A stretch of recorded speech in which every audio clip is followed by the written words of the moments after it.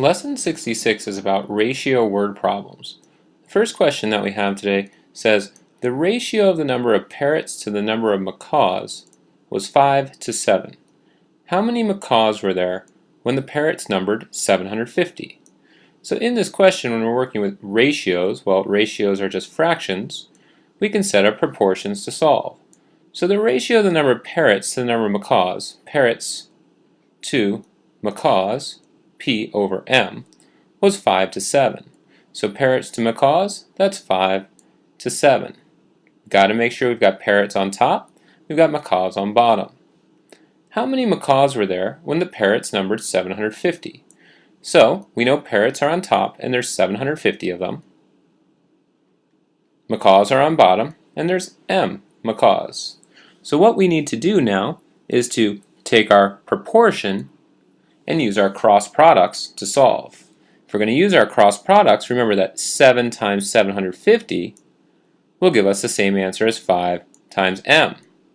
So 7 times 750 is going to equal 5 times M.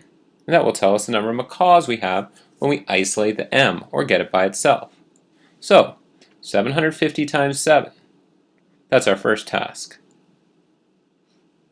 7 times 0 is 0. 7 times 5, well, that's 35. We'll carry the 3. 7 times 7, that's 49, plus 3 more is 52. We get 5,250. So 5,250 is equal to 5 times M. Now, what we need to do is get M by itself, so in order to undo the multiplication of 5 times M, we're going to divide by 5, because division is the opposite of multiplication. 5 divided by 5 cancels, leaves M by itself. Then we're going to divide 5,250 by 5 to balance out our equation. Let's go ahead and do that math. We've got 5,250. We're going to divide it by 5.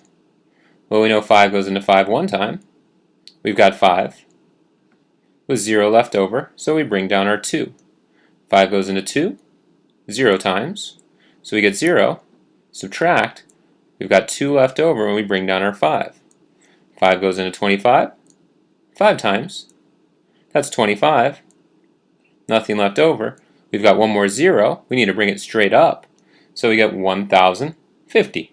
And 1,050 is our final answer.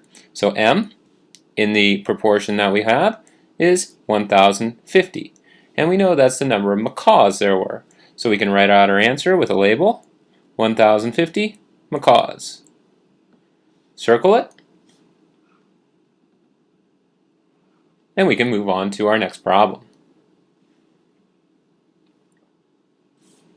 The ratio of the number of wrigglers to the number of squirmers was 13 to 2. So we've got wrigglers, W, to squirmers, S. And the ratio was 13 to 2. Wrigglers to squirmers.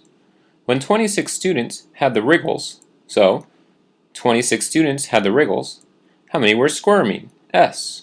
Okay, and we're going to go ahead and we'll call it X in this equation because we don't know what it's equal to. We know it's the squirmers, S. So, in order to solve, we use our cross products. We know 2 times 26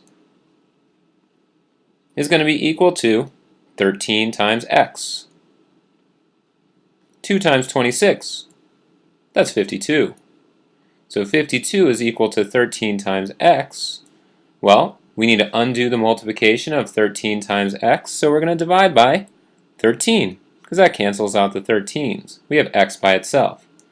We need to balance out our equation by dividing 52 by 13 to find our final answer. 52 divided by 13. Well, if we double 13, we get 26. And if we double 26, we get 52. So that means we're going to have to quadruple 13 times 4, in order to get 52. We have nothing left over. How many were squirming? Well, 4 were squirming.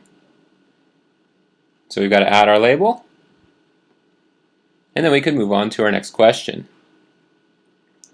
These problems, when we have ratios and word problems, we need to set up our proportion.